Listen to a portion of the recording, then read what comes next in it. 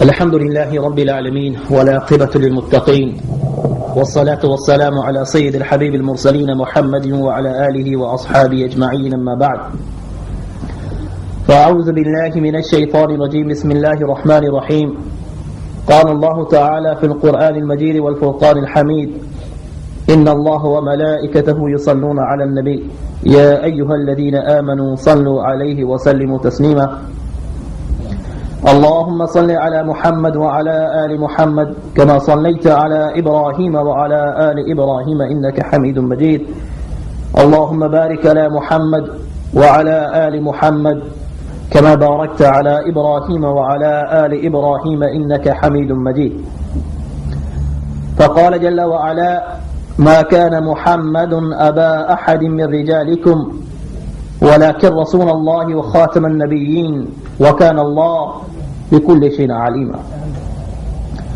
وقال عليه الصلاة والسلام لا تقوم الساعة حتى يبعث دجالون كذابون قريب من 30 كلهم يزعم أنه رسول الله أخرجه الإمام البخاري في كتاب المناقب.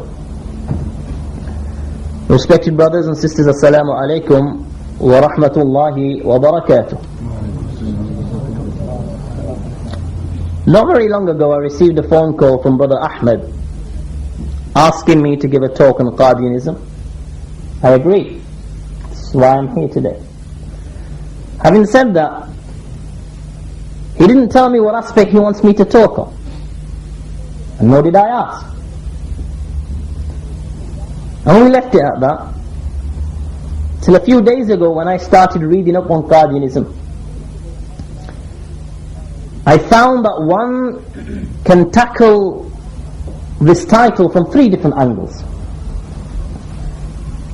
We can either look at the verses and the hadith of Rasulullah sallallahu alaihi wasallam regarding the finality of prophethood, a hadith which proved that our beloved Nabi sallallahu alaihi wasallam was the last of all prophets and there is no prophet after him.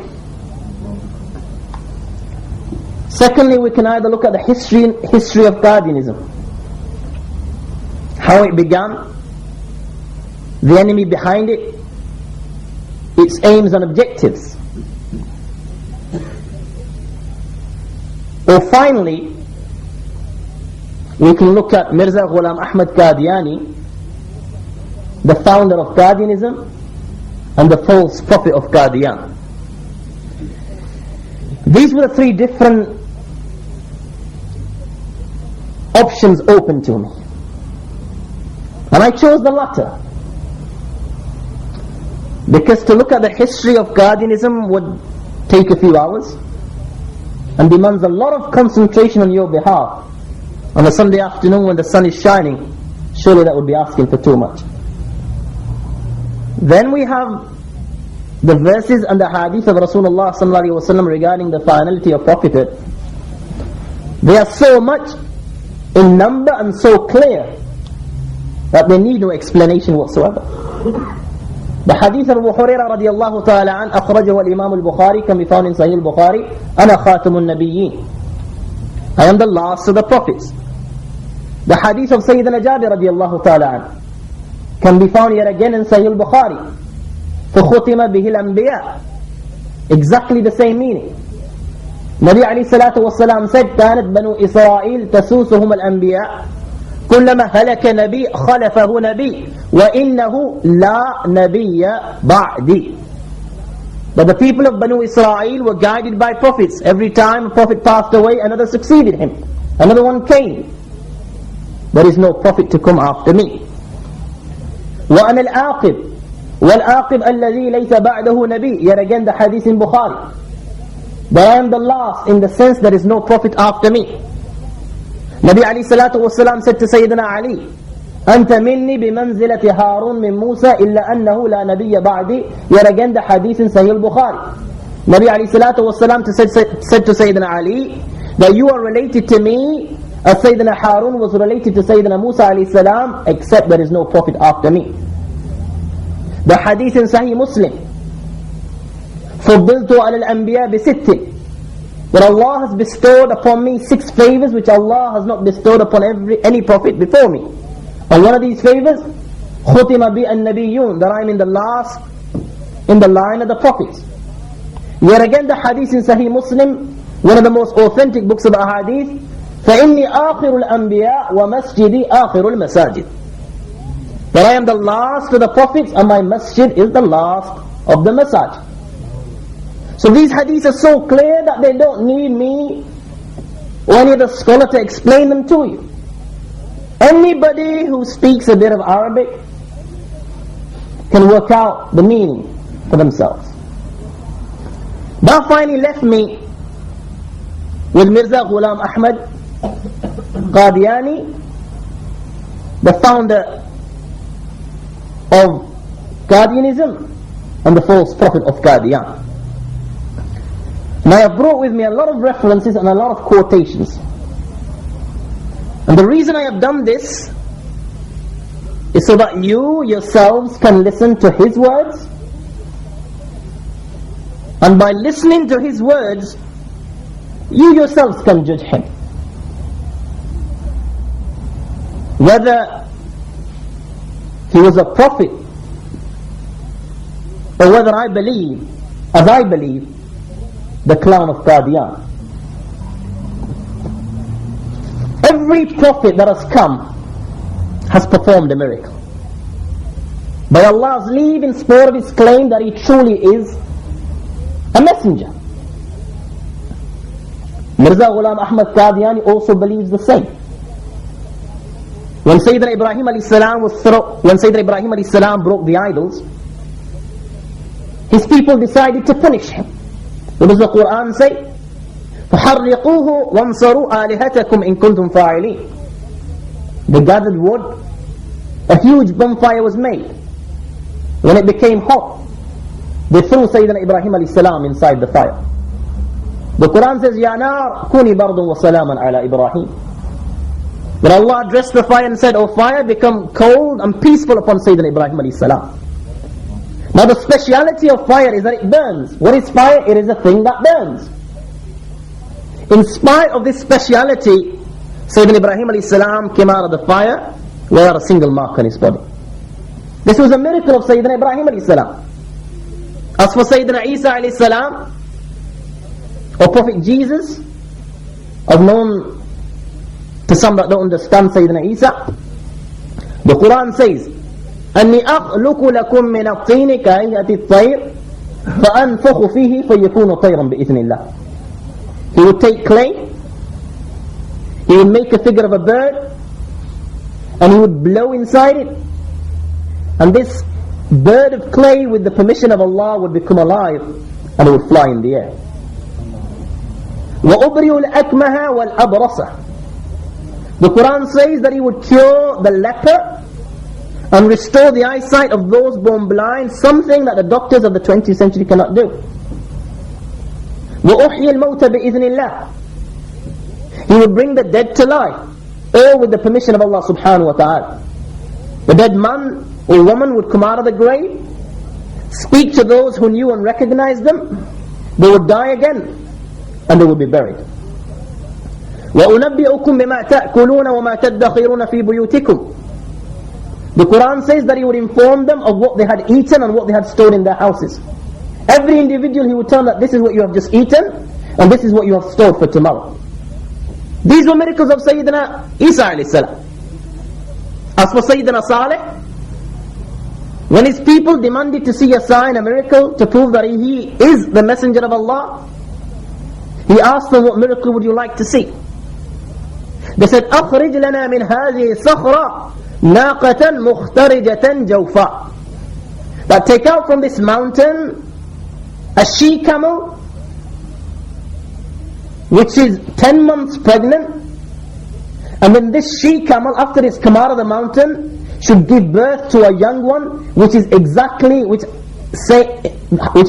the same size, is exactly the same in stature and body. Sayyidina Salih alayhi salam prayed to Allah, and before they knew it, from the very same mountain came out a she-camel, 10 months pregnant, and then the she-camel in turn gave birth to a young one which was exactly the same in stature, body and height. This was the miracle of Sayyidina Salih alayhi salam. Every prophet has performed a miracle by Allah's leave in support of his claim that he is the messenger of Allah. Our beloved Nabi sallallahu alaihi wasallam was no exception. The Ahlul Siyar, the historians write that our beloved Nabi sallallahu alaihi wasallam performed around 3,000 miracles. The hadith in Sahih al-Bukhari, Sahih Muslim, a group of disbelievers came to Nabi alayhi salatu wasalam and said, if you truly are the messenger of Allah, split the moon into two pieces. Nabi alayhi salatu wasalam asked, will you believe in my prophethood if I'm able to do this? They agreed that we will believe. Nabi alayhi salatu wasalam prayed to Allah subhanahu wa ta'ala. His prayer was answered. He pointed towards the moon, and the moon was in one piece, no more. Half the moon was on one side of the mountain, and the other half was on the other side of the mountain. And then Nabi alayhi salatu wasalam called these disbelievers by name, so that they be a witness to this event. And now they saw the splitting of the moon. They saw that half of the moon is on one side of the mountain, and the other half is on the other side of the mountain. But in spite of this, they said, this is magic. Now Abu Jahl said that what we will do is ask those who live outside Mecca, because if this is magic, then those living outside Mecca will not be affected by this. So every time somebody came from outside Mecca, somebody came from outside Arabia, they asked them whether they saw the splitting of the moon, and they would confirm that yes, we saw the splitting of the moon into two pieces. Now this miracle of Rasulullah ﷺ was not just restricted to Arabia. People saw it from different parts of the globe. If you look inside the book Tarikh-e-Farishta, it is written that when the Raja of Maliba heard of this event from the Muslims, he caused an inquiry to be made by the scholars of his religion. To the age Nabi alayhi salatu wasalam was made a prophet. The Brahmins conducted a research, and their research led them to the confirmation of the splitting of the moon, and the Raja of Maliba embraced Islam. If you look at Suwani al-Haramain, the book Suwani al-Haramain, in this book it is mentioned that there was a city in the province of Malwa near the river Chamba. The Raja of this place was sitting on the roof of his palace, and he witnessed the splitting of the moon into two pieces. And then he saw the moon go back together again into one piece. He asked the Pandits regarding this incident, and the Pandits informed him that in their religious books it is written that a man will be born in Arabia and this miracle will take place on his hands. He sent a messenger to Nabi alayhi salatu wasalam, and he embraced Islam. And Nabi alayhi salatu wasalam named this Raja as Abdullah, and his grave exists to this very day outside the city of Dahar, and people visit his grave. So this miracle of Rasulullah sallallahu alaihi wasallam was seen by all the people in the world from different parts of the globe. Another miracle, the hadith in Sahih Bukhari, Sahih Muslim, narrated by Sayyidina Abu Hurairah radiallahu ta'ala, he says that Nabi alayhi salatu wasalam said that the hour will not come till a great fire will which come out of Hijaz, and it will shed light on the necks of the camels travelling from Syria, from in the land of Syria to Busra. This is what Nabi alayhi salatu wasalam predicted. 600 years after Nabi alayhi salatu wasalam died,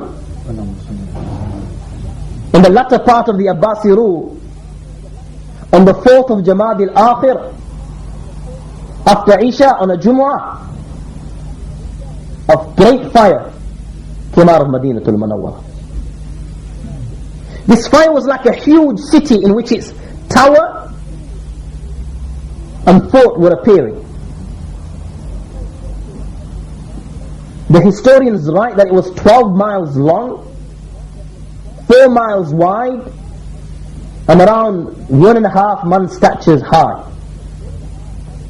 It flowed like a flood, and it thundered like lightning. They write that it had a strange characteristic that it would burn stone. The mountains dissolved and flowed like powder, but strangely it had no effect on trees. And the people of Medina would work during the night just like they would work during the day. And the light of this fire could be seen from as far as Makkah al-Mukarramah, which is over 400 kilometers away. So Nabi alayhi salatu wasalam predicted And this prediction came true after 600 years. Nabi alayhi salatu wasalam left this world. So every prophet that has come has performed a miracle. Now, Mirza Ghulam Ahmad Qadiani also knew this. That every prophet that has come has performed a miracle. Now, to justify his claim to prophethood, he also claimed to have performed miracles. Surpassing Nabi alayhi salatu wasalam, he claimed to have performed 10,000 miracles. You can see this in his work, Barahin Ahmadiyya, volume 5, page 56. Let us look at some of his miracles or some of his predictions. Before we do so, listen to what he has written. He writes, you can find this, marginal note 40, number 4, page 30, by Mirza Ghulam Ahmad Qadiani. He writes, if out of my 100 predictions, one turn out wrong, then I will admit that I am a liar. Ruhani Khazain, volume 19, page 288. To judge my truthfulness or lies, there is no better test than my prophecies. Aine Kamalat Islam, page 288. Let it be known to unbelieving persons that my truthfulness or falsehood will be judged by my prophecies. There is no other touchstone for it. Basically straightforward. That if one of my predictions goes wrong, then I am a liar. That I am not a prophet of Allah, I am lying. Never mind one prediction, today we will look at two predictions. There was a Christian priest called Abdullah Atam. Now Mirza Ghulam Ahmad Qadiani debated and argued with this Christian padri for 15 days on different aspects. 15 days they argued and debated, but the so-called prophet of Qadian was unable to defeat this padri. Now he's unable to defeat this padri after 15 days. He predicts and prophesizes that within 15 months of this day, this Christian padri will fall into Hawiyah. Hawiyah is hell. Or he will return to the truth, meaning that he will renounce Christianity and embrace Islam. But one or two things will definitely happen. Either he will die and his abode will be hell, or either he will renounce Christianity and embrace Islam. Now when he made this prediction, Abdullah Atam was 70 years old. He was 70 years old. And it is more than likely that somebody will die within that age. For him to have died within the 15 months was more than likely. He was already 70 years of age. People die at this age.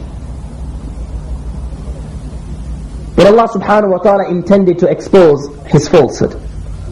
This is what he wrote in this respect. He wrote this on the 5th of June 1893.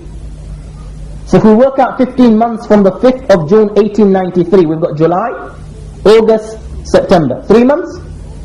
The following September, another 12 months. That is 15 months. So the 5th of September 1894, Abdullah Atam should have died, or either he should have renounced Christianity and embraced Islam. This is what he wrote. You can find this in Jange Muqaddas, page 189.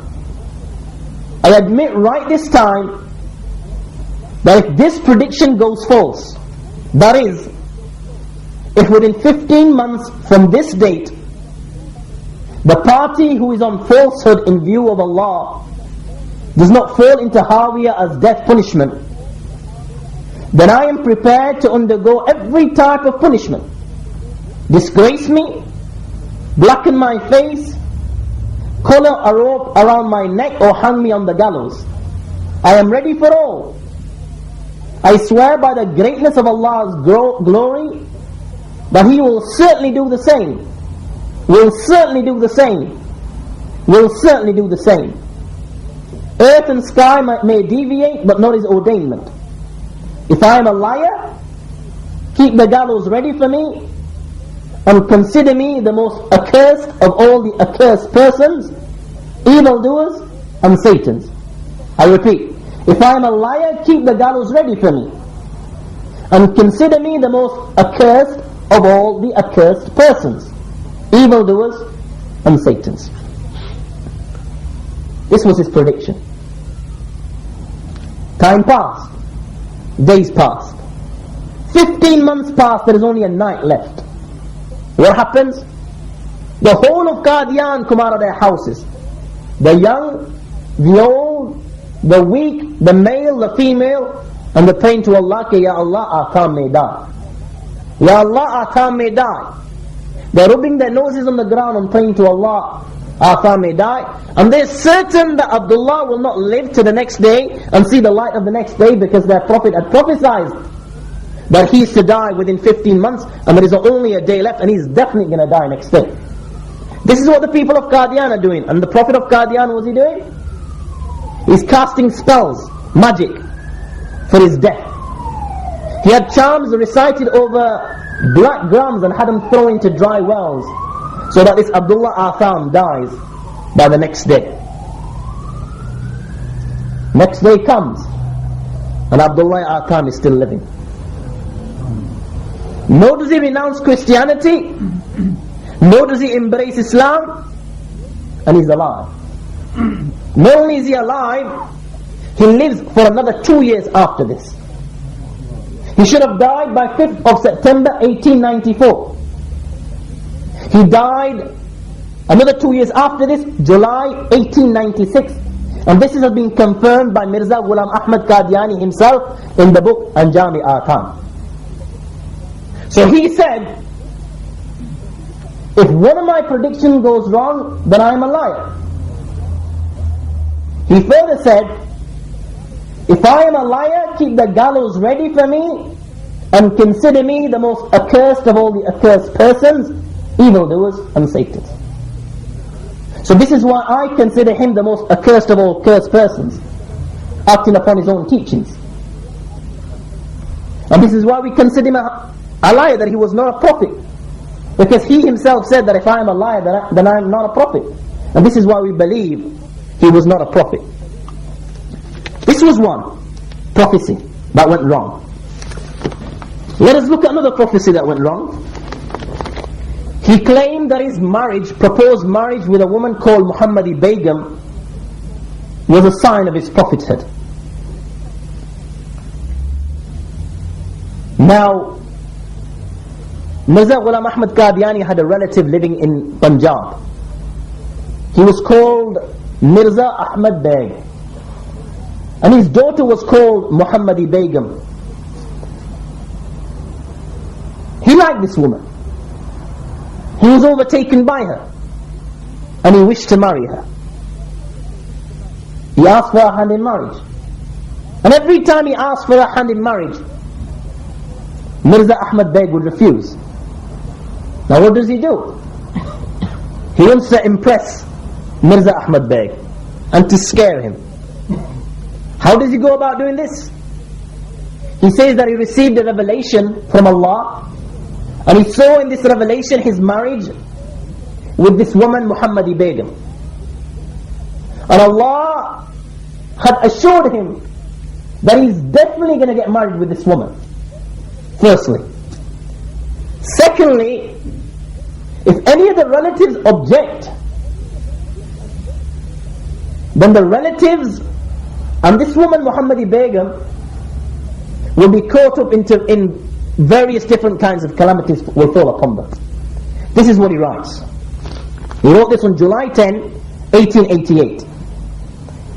He writes, that absolute omnipotent has told me, start negotiations for the elder daughter of that person. The elder daughter was Muhammadi Begum, and that person was Mirza Ahmad Beg. In case of declination from nikah, the end of that girl will be extremely bad, And if she will be married to another person, he, within 2.5 years from, and similarly father of that daughter within 3 years will die. Then in those days, attention was applied again and again for further clarification and details. It came to be known that God Almighty determined that He will bring the elder daughter of that person into nikah of this humble self after removal of each hindrance. Be clear to the evil-minded that in order to judge our truthfulness or falsehood, there can be no greater touchstone of test than our predictions. You can find this in Majmu' Ishtiharat, Volume 1, page 157, 159. Now he propagated this so forcefully through his letters, through his books, through his leaflets, that if this person, Mirza Ahmad Beg, was a faint-hearted person, he would have given his daughter in marriage. And if we look at all the works of Mirza Ghulam Ahmad Qadiani, we find that this drama went on for a few years. He begged him, he tried to persuade him, he tormented him, he threatened him. But at the end of the day, Mirza Ahmad Beg was the cousin of Mirza Ghulam Ahmad Qadiani. He didn't budge an inch. Never mind budge an inch, he gave his daughter to one called Sultan Muhammad. Look at his revelational foretelling, what he said. He said in this extract, if she will be married to another person, he within 2.5 years, blah blah blah blah blah blah, will die. Basically means that if the husband is going to die within 2.5 years of the marriage, means that the woman will be widowed after 2.5 years of her marriage. The woman will be widowed 2.5 years after she gets married. Unfortunately for Mirza, she wasn't widowed 2.5 years after her marriage. She lived for 57 years after this. Husband and wife happily married.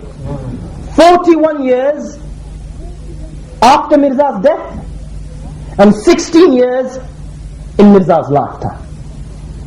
This is the first thing that's gone wrong with this revelational foretelling. The second thing is written here: if she will be married to another person, he within 2.5 years from, and similarly father of that daughter within 3 years will die.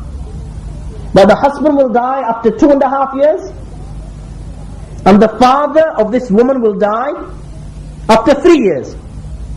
Basically means that the son-in-law the son-in-law will die 6 months before the father. If the husband's going to die 2.5 years, and the father 3 years after the marriage, basically means that this husband's going to die 6 months before the father. Yet again he failed, because the husband did not die 6 months before the father. The husband lived for 57 years after the father, and the father died before the son-in-law. And the third place where he went wrong was, he said, he will bring the elder daughter of that person into nikah of this humble self after removal of each hindrance. But Allah will make sure definitely Mirza Ghulam Ahmad Qadiani will marry this woman. He never married her. Basically means that Allah didn't help him one bit. So in one prophecy, he's made 4 mistakes. And according to what he'd said earlier, if out of my 100 predictions one turn out wrong, then I will admit that I am a liar. To judge my truthfulness or lies, there is no better test than my prophecies. Let it be known to unbelieving persons that my truthfulness or falsehood will be judged by my prophecies. There is no other touchstone for it. We've seen 2 prophecies and both went wrong. We don't have time for more, but I assure you, you look at the relevant books and you will find they're all like this. Now it is essential for every prophet of God that he respects the prophets before him. Not only does this himself, but he exhorts others to do the same. It is not fitting for a believer to dishonor any prophet. Never mind one who claims to be a prophet, he goes and insults a prophet of Allah. No prophet has ever insulted another prophet. Why? Because every prophet has come from God. Every prophet is a deputy of Allah. He has been sent by Allah with exactly the same message, La ilaha illallah. We will find that the only person that has insulted any prophet is this false prophet of Qadiani. He's insulted Sayyidina Isa alayhi salam, Prophet Jesus, Na'udhu billah, like none other. Now having said this, in his early days he believed in Sayyidina Isa alayhi salam, he believed in Prophet Jesus, and he believed in the descension and in the return of Sayyidina Isa alayhi salam. He believed this. Not only did he believe this, he supported this with evidences and arguments. Listen to what he's written. The prediction made in the ahadith about the second coming of Messiah, son of Mary, is a prediction of the first order, which everyone has accepted unanimously. The manner in which the prediction are written in the Sihah, no prediction is proven to be equal to it. It enjoys the highest status of tawatur. The Gospel also endorses it. Izale Awham, volume 2, page 400. He further writes in Izale Awham, page 557, this is not a hidden matter that the prediction for Masih ibn Maryam coming again is a prediction of the first grade that has been acknowledged by everybody unanimously. Out of all the divinations recorded in books of traditions, this one is proved to be matchless. Among the tawatur category, first place is occupied by it. Injil, Gospel also confirms this. Now in his early days, not only did he believe in the coming of Sayyidina Isa alayhi salam, he also made it clear that he was not Sayyidina Isa alayhi salam, and whoever called him Jesus was a liar. Listen to what he writes in this respect. Neither I am the promised Masih, nor Masih ibn Maryam. Therefore he who calls me promised Masih lacks intellect, and one who calls me Masih ibn Maryam is a knave and a first class liar. So looking at his writings, earlier writings, he believed in Sayyidina Isa alayhi salam. He believed that he will descend for a second time, and he made it clear that he was not the promised Masih, and one who called him the promised Masih was a liar. This was his early career. Then something went wrong.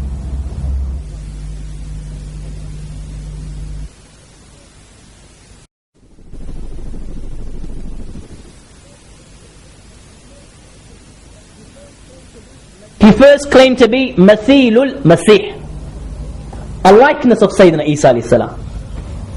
And he claimed this post for 7 years.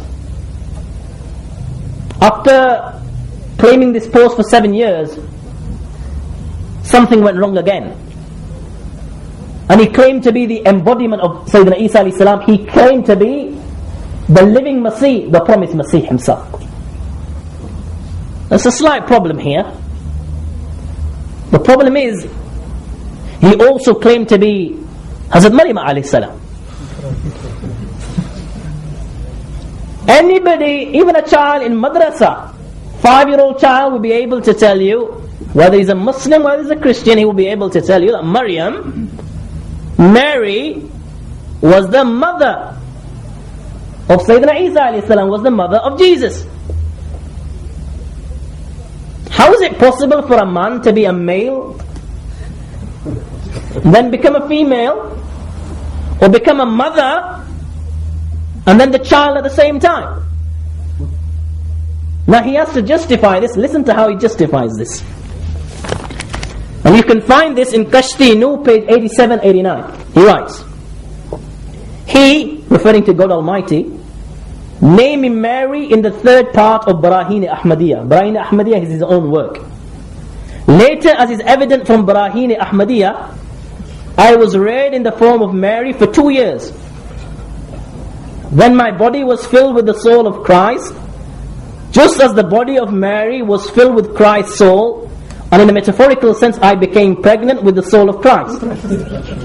At last, after a period of many months, I was metamorphosed from Mary into Christ by a divine revelation, which has been recorded at the end of part 4 of Barahin Ahmadiyya. Hence, in this way I became the son of Mary. For those that haven't understood this garbage, basically means he said that I was Mary, for 2 years I was Mary, the mother of Sayyidina Isa alayhi salam. Then I became pregnant, and then from my own abdomen I came out as the son of Mary. Kashtinu, page 87, 89. Now you can understand why I call him the clown. I mean, in the 20th century, if they want to, how can we believe this? Slight problem, because earlier we've just read that he said the prediction made in the hadith about the second coming of Messiah, son of Mary, is a prediction of the first order, which everyone has accepted unanimously. He said that these ahadith are matchless, they're authentic. Now what does he do with the ahadith of Rasulullah sallallahu alaihi wasallam now that he's claimed to be Sayyidina Isa alayhi salam?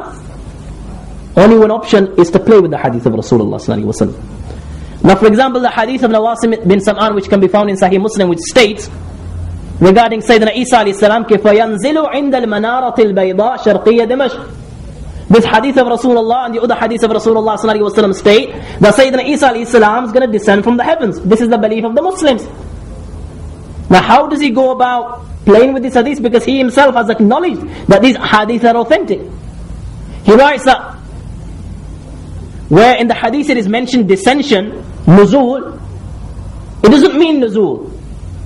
It means that Sayyidina Isa alayhi salam will be born in Qadiani. Okay, now the hadith says Dimashq, not Qadiani. That Sayyidina Isa alayhi salam will descend near the white minaret in Damascus. Now how do we go about changing this word? He says that it doesn't refer to Dimashq as in Dimashq. Dimashq is referring to Qadian. Okay, fair enough. What about the Dajjal? The hadith mentions, the very same hadith mentioned, that Sayyidina Isa alayhi salam will descend and he will kill the Antichrist. What about this? He says it's not referring to the Dajjal. The Dajjal here means the Christians. And he goes on and on and on and on, playing with the hadith of Rasulullah sallallahu alaihi wasallam. Now that he's claimed the post of Sayyidina Isa alayhi salam, it was necessary that his character and personality be superior than Sayyidina Isa alayhi salam, be higher than Sayyidina Isa alayhi salam. Now how does he go about doing this? He goes about doing this by insulting Prophet Jesus, Sayyidina Isa alayhi salam. Let me quote a few passages what is written. You can find this in Zamimai Anjame Atam Qadian 1922 page 6. He writes, Christians have attributed a large number of miracles to him, referring to Sayyidina Isa alayhi salam, Jesus, but the fact is that he could perform no miracle. Ever since the day he abused those who demanded miracles from him and called them scoundrels, and he uses the B word here, the respectable and noble people parted with him, for they do not want to become scoundrels and by asking him to produce miracles. What does the Quran say? أَنِّي أَخْلُقُ لَكُم مِّنَ الطِّينِ كَهَيْئَةِ الطَّيْرِ. That he would take clay, make a figure of a bird, he would blow, and with the will of Allah it would become alive and fly. And all the other miracles which I related earlier. So this totally goes against the Muslim belief, even the Christian belief. Another extract. He writes, it appears from the Gospel of Matthew that he was hard of understanding and had a coarse brain. He did not consider epilepsy to be a disease, just like the illiterate women and commoners. Rather he thought it was the spell of a jinn. Of course he was in the habit of using filthy and abusive language. Now from this extract it is apparent that he is accusing Sayyidina Isa alayhi salam of two things: hard of understanding and had a coarse brain. Basically he's accusing Sayyidina Isa alayhi salam of having defects. And the second thing is accusing, is in the habit of using filthy and abusive language, is accusing Sayyidina Isa alayhi salam of using filthy and abusive language. Sayyidina Isa alayhi salam, just like every other prophet, was free from these allegations made against him. Just like every other prophet, his character was sublime. And Sayyidina Isa alayhi salam did not come here to teach people to use filthy and abusive language. He came here to stop people from doing this. As for the clown himself, he was a master in using abusive language, and as for his defects, they're uncountable. Let us see what he himself has written, the things that he was suffering from. He was suffering from impotence. He writes, Maktubat Ahmadiyya, volume 5, page 14. This decrepit is suffering from weakness of brain. Basically means he has no head on his shoulder. He himself is saying this. For a long time after I got married, I used to think that I'm impotent. So two things: no head on the shoulder. Leave it to that. Tiryaqul Qulub, page 35-36, by Mirza Ghulam Ahmad Qadiani himself. He writes, by the time of marriage, my heart and brain were very weak, and I was suffering from many diseases. Amongst them, diabetes, headache, dizziness have been with me for a long time. Because of these, I had bitterness, sadness of the heart, and hence absence of sexual power. You have a few more here. Maktubat Ahmadiyya, volume 5, number 2. Writing to Hakim Nuruddin, Mirza says that I felt great improvement with your medicines. Few diseases like lethargy and gastric acidity have been cured by it. I had one very serious problem. Not one for the masjid. Nuzul Masih, page 2066, footnote by Mirza Ghulam Ahmad Qadiani. Revelation was sent to me regarding marriage. At that time my heart and brain and body were very weak.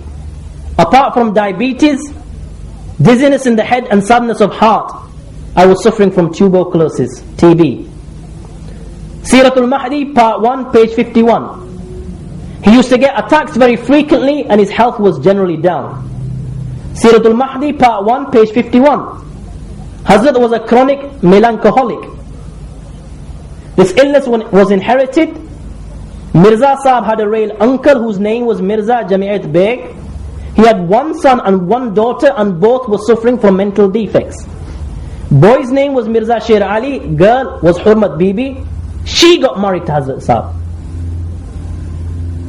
She was suffering from mental defects and she got married to Hazrat Sahib. He himself doesn't have a head on his shoulder. He himself has said that. Perfect match. You can find it, Siratul Mahdi, part 1, page 51. Siratul Mahdi, part 2, page 135. His molar teeth and caries, which used to pain occasionally, the end of one molar became pointed, which caused ulcer on his tongue. It had to be filed away. Siratul Mahdi, part 2, page 198. Once he fell down from a window and injured his left arm, which remained weak till the end. Do you think Allah is going to ever send a prophet suffering from all these things? Impotence, melancholy, hypochondriasis, diabetes, hysteria, poor memory, excessive urination. He himself has written that sometimes he would go to the toilet for 100 times a day. There's reference for this. Think about it, 100 times a day. How long does one spend in the toilet? Doing istanja? Say minimum 3 minutes. Minimum 3 minutes. 100 times 3 is 300 minutes a day. Divided by hours, that's 5 hours a day. I mean, if he's spending 5 hours a day in the toilet, when is he conveying the message of God? He was suffering from dizzy spells, insomnia, epilepsy, depression of heart, and so forth and so forth. Now, in spite of all these illnesses, I mean, he himself said that he's got a weakness of the head, weakness of the brain. His followers claim that his mental development, astaghfirullah, na'udhu billah, was better and superior than our Nabi sallallahu alayhi wa sallam. And he himself is saying, this decrepit is suffering from weakness of brain. He's saying this, and his followers are saying, the mental development of the Prophet's Masih was higher than of the Holy Prophet sallallahu alayhi wa sallam, and this is only a partial superiority which the promised Masih has over the Holy Prophet sallallahu alayhi wa sallam. So he insulted Sayyidina Isa alayhi salam by claiming that Sayyidina Isa alayhi salam, Prophet Jesus, was suffering from defects. Sayyidina Isa alayhi salam was free from this allegation. As we have seen, it was he that was suffering from defects. The second thing he accused Sayyidina Isa alayhi salam was that he used filthy and abusive language. Let us see how polite he was. Ruwani Khazain, volume 14, page 53. My enemies are dirty swine, and their women are more wretched than the word for female dog. All Muslims regard my books with reverence and care and benefit from their sublime thoughts, except those who are the offsprings of prostitutes. Ruwani Khazain, volume 5, page 547, 548. The one who has no belief in our ultimate victory is fond of becoming B, and he is bound to be product of fornication. Ruwani Khazain, volume 9, page 31. Are they prepared to swear? No! They'll never do so because they are liars and are derooting the corpse of falsehood like dogs. Ruwani Khazain, volume 2, page 309. Every Muslim sees my books with loving eyes and affection and benefits from their learnings and accepts me. But those born of prostitutes and adulteresses, whose hearts have been sealed by God, do not accept me. Aini Kamalat, page 547, 508. If Abdullah Atam is saved from death, and if all the world say the Christian was correct, then the B will not follow the right path. Ruwani Khazain, volume 9, page 32. Abdullah Haq is not content with our victories. He is itching to become a B. Anwarul Islam, page 30. There is nothing more foul than a pig in the world, but the ulama who oppose me are more foul than pigs. Anjami Atham, page 21. You have inflicted pain on me with your foulness. You are not truthful. I pray that you die in shame, you son of a harlot. Anjami Atham, page 288. This B of a doctor does not thread the straight path. Anwarul Islam, page 30. Anyone who believes in Moses but does not believe in Christ, or believes in Christ but does not believe in Muhammad, or believes in Muhammad but does not believe in the promised Masih, is not only a kafir but a pakka kafir. An hour of the fall of Islam, Kalimatul Fasl, page 110. This is how polite he was. Now, in spite of all this, he's written in page 18, Mawahibur Rahman, that I have never abused anyone.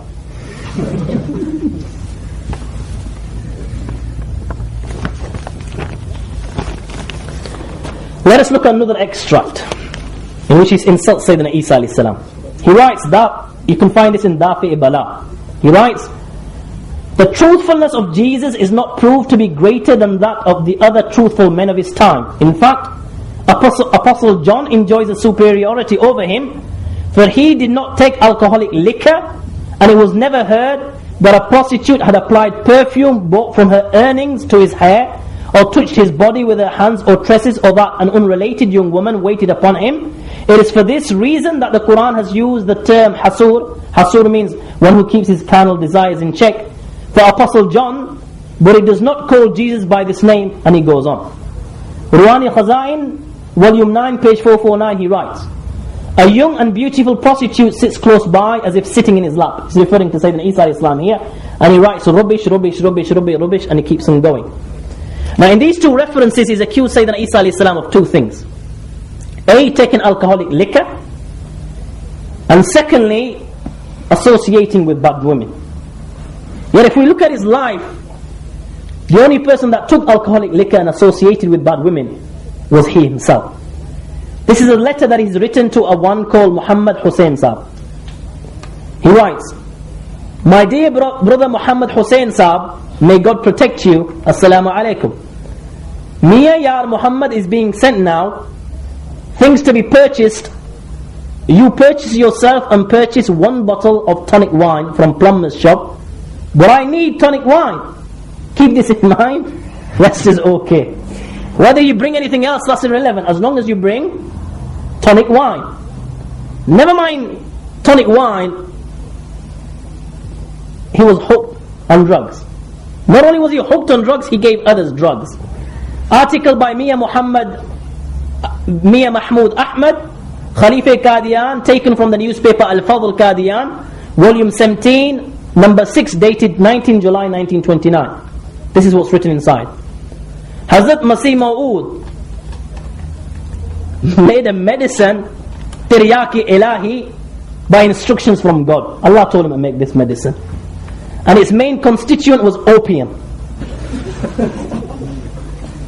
And this medicine, after some increase in opium content, was given to Hazrat Khalifa by Hazrat that's himself, for more than 6 months, and himself used it off and on during attacks of disease. So you've got alcohol, he's on opium. Surely that is the answer to all the rubbish that we find in these books. But whenever you have alcohol, drugs, there's one thing remaining, and that is women. The same thing that he accuses Sayyidina Isa alayhi salam of. Listen to this.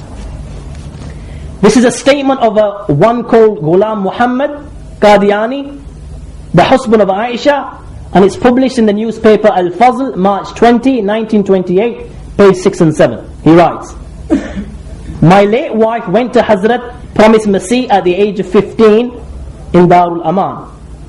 This sire very much liked her service of massaging his feet. Now when one of his own followers objected to his behavior and the things that he was doing, and the question that was written was this: why does the pious Hazrat get his legs and arms massaged by unrelated stranger women? The answer can be found in Al-Hakam, the newspaper, April 17, 1907, page 13. The answer was given by a Qadiani named Hakim Fazaldeen Qadiani. He writes, "He is an innocent prophet, and caress with him is not prohibited. It is rather a source of suspiciousness and blessing." Basically means that it's alright if the Prophet of Qadian commits adultery, and we know as Muslims there are different forms of adultery of the eyes, adultery of the hands, and so forth. It is alright if he commits adultery. It is not alright. It is rather a source of suspiciousness and blessing. I mean, if he commits adultery, it's a source of suspiciousness, and these women should think good of it. Astaghfirullah. Another reference, Zikri Habib by Mufti Ahmad Sadiq, page 38. Inside the house of Hazrat Promised Masih lived a maid servant who was half mad. What she did one day, there was a water outlet in a corner of the room where Hazrat did his reading and writing work. Nearby were pitchers of water. She took off her clothes and started taking bath naked, and it goes on and on. Now there are two things here. Either this woman wasn't mad, and the reason she took off her clothes was because she had no inhibition, she was used to it. And when one is used to another person, there is no inhibition there. So either she took off her clothes because she was used to the Prophet himself, or either Mirza Ghulam himself was insane. Nobody employs somebody who is insane to work for them, unless the one who is employing is insane himself. And we've already learned that he had a weak head. His wife was also insane. So it is possible that she was insane and he was insane for Allah knows best. But having looking at all the other extracts, he was so obsessed with women that in the work Siratul Mahdi, volume 1, page 261, he is given a fatwa that the earnings of prostitutes are halal. Balki, in his dreams, that is the only thing he would see is women. Let me relate one or two dreams. Tazkira, page 198, 199, Majmu' Ilhamat wal Mukashafat, Mirza Ghulam Ahmad. He writes, August 14, 1892, 20th Muharram 1309. Today I saw a dream that Muhammadi Begum, for whom a prediction has already been made, is sitting outside on a burial ground along with some people. She is naked from top to bottom and has a very ugly look. 3 times I told her that the interpretation of her head shaving is that her husband will die. Then I stretched out my both hands on her head, and it goes forth. Another from the same book, an extract. July 25, 1892, Zilhijjah 20, 1309 Hijri, Monday, at 4:30 early morning, I saw a dream as follows. There is a mansion in which my wife, mother of Mahmud, and another woman are sitting. I filled water in a white water bag and poured it out into my pitcher. As I finished pouring, that other woman who was wearing pleasant red coloured dress suddenly came near me. What I see is a woman young in years, clad in red gossamer from head to foot. It comes to my mind that this is the same woman about whom I advertised, but her face seemed to be that of my wife. Either she muttered or said so in her heart, I have come. I said, Ya Allah, may she come. Then that woman hugged me in arms, and it goes on and on and on. So we have drugs, we have alcohol, we have women, and this is the so-called Prophet of Qadian. He left nobody. There is not a single person that he did not insult. One minute he claims to be Sayyidina Isa alayhi salam. One minute he claims to be the mother. One minute he claims to be Sayyidina Adam alayhi salam. One minute he claims to be Prophet Musa alayhi salam. He claims to be Prophet Ibrahim alayhi salam. He claims to be Prophet Ismail alayhi salam. Then another minute he claims to be Shri Krishna. Never mind Shri Krishna, he didn't leave Allah himself, the Almighty himself. Every prophet is sent by God. His aim and objective in life was insult Allah. He first insults Allah by Allah subhanahu wa ta'ala by expressing ideas about Allah which totally go against the aqidah of monotheism. This is what he writes. He writes that Allah said this to him. Ruhani Khazain, volume 19, page 251. Allah said, I pray and keep fasting, I stay awake and sleep. The Quran says, Allahu la ilaha illa wal hayyul qayyum, la ta'khudhuhu sinatun wa la nawm. Allah, there is no God worthy of worship but He does not do the worship and He is worshipped. The alive, the eternal, He is not overtaken by sleep and slumber, and the God that He is referring to sleeps. Ruhani Khazain, volume 22, he writes, this is what Allah said to him, I am with the messenger and I will answer to his call. I can be wrong, I can be right. Allah can be wrong, he writes. Astaghfirullah. He further insults Allah subhanahu wa ta'ala by making this statement. He writes, Chashme Ma'arifat, page 209, he writes, और ये बिल्कुल गैर माकूल और बेहुदा अमर है कि इंसान की असल ज़बान तो कोई और हो और इल्हाम उसको किसी और ज़बान में हो जिसको वो समझ भी नहीं सकता क्योंकि इसमें तकलीफ माला युताक है.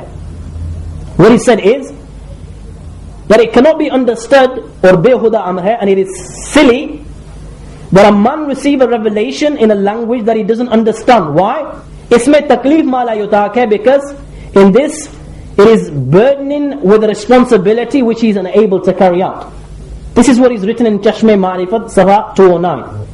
Then he writes in Nuzul al-Masih, page 57, ज़्यादातर ताज्जुब की बात यह है कि बाज़ इल्हामात मुझे उन ज़बानों में भी होते हैं जिनसे मुझे कुछ भी वाक़िफ़ियत नहीं, जैसे अंग्रेज़ी या संस्कृत या इब्रानी वगैरह. But it is surprising that I receive revelation in those languages which I do not understand one bit, like English, Sanskrit, Hebrew. If you put two together, he's saying that it was silly of Allah to send revelation in languages that he didn't understand. Astaghfirullah. Then he gives you a few examples of his revelations in Haqiqatul Wahy, page 303. But Allah said this, I love you, I am happy with you, yes I am happy, life is pain, and so forth. Now he's claimed everything. Well, there's one post that is not claimed, is the Son of God.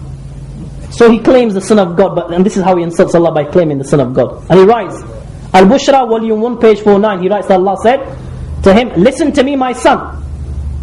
Dafi'ul Bala, page 6, listen to me my son, thou art from my water, and they from dust. Al-Bushra, volume 1, page 49, God addressed me in these words, listen to me my son. Now he's claimed to be the Son of God, he goes a step further. Let me be God, let me play God, let me claim to be God. And he goes and claims to be God. Aine Kamalat, page 564. I dreamt that I was Allah, and I believed that I was really He. Kitabul Bariya, page 78. Aine Kamalat, page 564. He writes, I saw that I was God, and I believed that I was He. And in that condition I was saying, we intend to create a new system, a new heaven and earth. Then I said, we decorated the lower heaven with lights and added, we shall create men out of the extract of earth. Then he goes a step further. After claiming the post of Allah, he claims that Allah showed His manly powers to him. Astaghfirullah. He writes, I saw myself as if I am a woman, and Allah spilled into me His reproductive power, of manliness. So there's nobody he's left. Nobody he's left. He insulted nearly every person, every major figure that he could think of. Let us finish off by looking at his death, because this itself was a sign that he was a liar. He himself says this. Now when he was alive, he used to consider the disease cholera. I hope I'm pronouncing it right. Cholera. He used to consider this disease, cholera, as a punishment from God. And he used to curse anybody with this disease. He used to say that whoever is suffering from this disease, Allah is angry with him. This is what is written in this respect. From the newspaper Al-Fazl Qadian, volume 28, page 50, he writes, "He who claims that I am from God, but actually had not been honored with inspirations or conversation with him, he dies a very bad death, and is a lesson for others." Listen to this very carefully. He dies a very bad death, and is a lesson for others. Now a year before he died, he published an announcement of a mubahala. Mubahala is where one party curses the other party. And this is, and he published this advertisement of mubahala with a person called Maulvi Thanaullah Amritsari. And this was the title: Final Decision with Maulvi Thanaullah Amritsari. And this is the prayer he made at this time: "Take away the life of whosoever is the liar during the lifetime of the one who is not.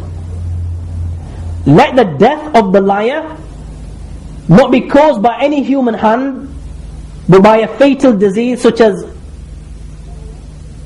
cholera, plague or the like." Now this is the prayer he made: "Let the death of the liar not be caused by any human hand, but by a fatal disease such as cholera, plague or the like." And this is what he wrote to the Maulana Sahib he was doing mubahala with, or was to do mubahala with. "In your paper you have built up this reputation for me, that this person is a pretender and a liar and dajjal. I have borne a lot of tortures from you. Still I endured them patiently. If I am a liar and impostor, as you call me in your paper, then I should perish in your lifetime, because I know liars and mischief mongers do not live long. The liar ultimately meets his doom in a state of intense grief. The liar ultimately meets his doom in a state of intense grief and contemptuousness in front of his foe. It is better he perishes lest he should mislead Allah's creatures. If I am not a liar or pretender, if Allah blesses me by holding dialogues with me, if I am the promised Messiah, then by Allah's munificence, according to His practice, I hope that you will not be able to save yourself from His punishment which He inflicts on disowning liars. Therefore, if that punishment which is not in the hands of a human being, but only in Allah's hands, such as plague, cholera and similar fatal diseases, does not descend upon you in my lifetime, then I am not God sent. This prediction is not because of any revelation or inspiration, it is merely a prayer I have invoked to Allah for His decision." At the end of this advertisement he writes, "Ultimately my request to Maulvi Sahib is that he should publish this entire writing of mine in his paper and write underneath whatever he wants, because now the decision rests with Allah subhanahu wa ta'ala." What happens as a result? May 25, 1908, he himself was a victim of this disease, cholera, which he had prayed for others, and which he said is a sign of the punishment of Allah, that Allah subhanahu wa ta'ala is angry with this person. He himself used to consider this while he was alive. What did he write? "Let the death of the liar not be caused by any human hand, but by a fatal disease such as cholera, plague or the like." He himself became a victim of this disease on May 25, 1908. 10 o'clock he had eaten his meal. He became a victim of this disease, and filth oozed from both of his passages. And within 12 hours, he lay dead. And as for the Maulana Sahib, lived for 41 years after this. So his own death, according to his own words, was a sign that he was a liar, not a messenger, and that Allah subhanahu wa ta'ala was angry with him. So my brothers, can this man be a prophet? He claimed everything. He even claimed to be the Hajar al-Aswad, a stone. He claimed to be Baytullah. He claimed to have monthly periods. He claimed to have given birth. I mean, there are references for all these things. It's not something that I'm making up. If one requires references, inshallah, we will provide him with references. Then we find that for 1 minute it's Sayyidina Isa alayhi salam, 1 minute he's his mother. 1 minute is another prophet, 1 minute is the son of God, the second minute is God himself. Third minute, God is showing his manly powers to him. He's on drugs, he's on tonic wine, and we have women. Can this man be a prophet? I leave the decision in your hands. I say no further. وآخر دعوانا الحمد لله رب العالمين.